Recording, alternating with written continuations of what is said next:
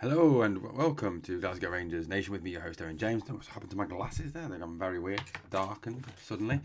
We're going to talk about the next Rangers manager, guys. We're going to talk all about the latest news that's come out that Chris Jack, yes, him, Professor Piss on Your Bonfire, Chris Jack, has been coming out with. Now, comments and reports appear to indicate that the next manager of Rangers will not have any connections to the club.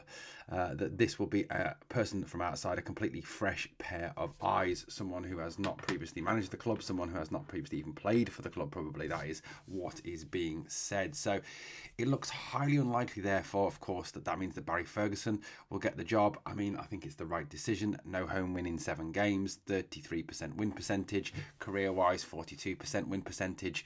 You know, you realistically, I mean, come on. If the guy wasn't ex-Rangers and a Rangers player and a Rangers captain and a Rangers fan, would he even be looked at for this job? You know, I think even those of you who are so pro Barry Ferguson, it's untrue. You've got to admit that if he was any other person, if he'd never played for our club, if he'd never been part of our club, that you wouldn't even consider him as a managerial candidate for our club with a win percentage like that. It also appears to rule out long-time bookies' favourites and long-time highly rumoured target for Rangers, Stephen Gerrard. That was obviously a lot of the conversation was around Gerrard returning. Obviously now Gerrard, who is currently out of work with El Ettifaq, the last Rangers manager to win the league. He went undefeated that season, did a very good job, got the team organised. Not only organised the team, but organised the club, I felt, as well, and kind of got the club back on the right sort of status in terms of youth development, in terms of moving the club forward, in terms of fitness regimes, in terms of injuries, etc., etc. So, you know, it appears that he is now out of the running too, with this story that it will be someone who is not, not going to be an ex-Rangers person. Now, I know this will cause anger amongst some in the fan base who are so obsessed with it must be a Rangers man, which I just don't agree with. It has to be the best person for the job.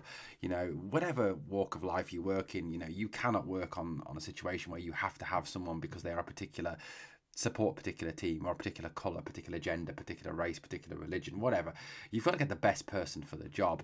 And that's, I think, what the 49ers and Andrew Kavanagh and Greta Steinson and Kevin Thelwell will be doing, looking for the best person for the job.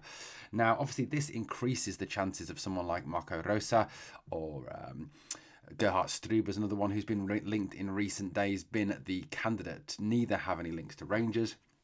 Their only real links kind of come through the Red Bull link, with both of them having managed Red Bull clubs, both of them having links to Kevin Thelwell, who is ex-Red Bull, obviously to the 49ers Enterprises, who were involved with Red Bull at Leeds, and obviously that conversation that went on the other week about the Red Bull investment in the club, which does seem to be still ongoing. And I think once the sponsorship deal, with the present company ends, I think, or is even bought out, I can see Red Bull taking over as Rangers' primary sponsors, which obviously will bring in a substantial amount of cash, as the energy drinks giant are exceptionally wealthy.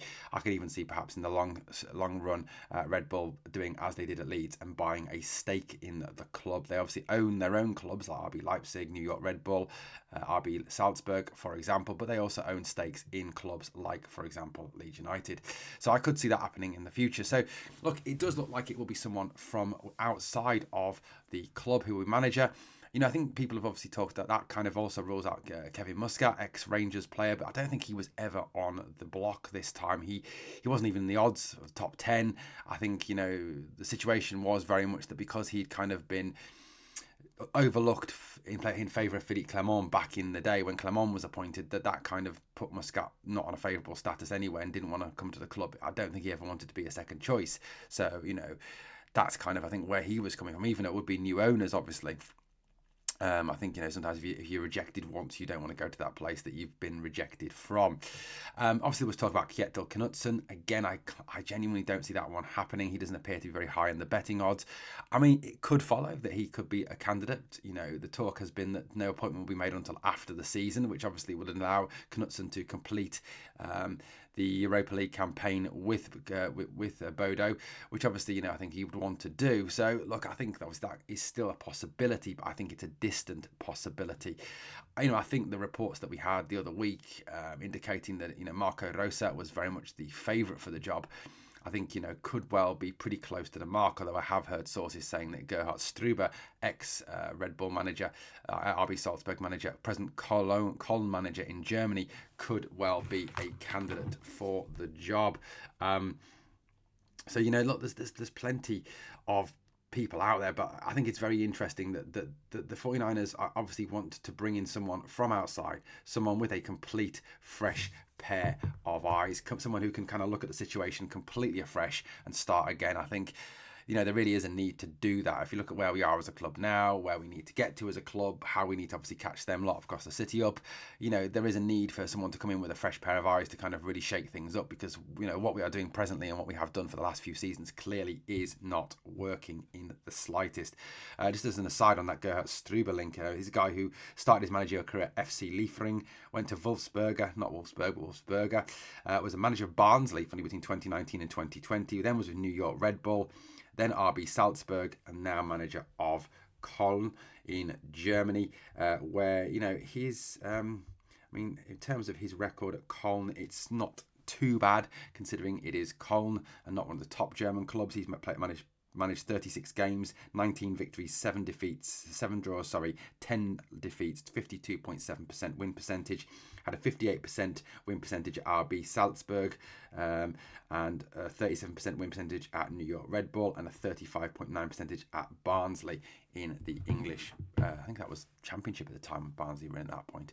But look, interesting links nonetheless, but it does appear that the new manager will not be Steven Gerrard, and it will not be Barry Ferguson. Guys, I'd love to know your thoughts. Please drop me a comment down below. Who do you want? Who do you think it's going to be? Let me know in the comments. On the way out, guys, if you've enjoyed the content, please like, comment, share, and subscribe. And remember always, we are the people.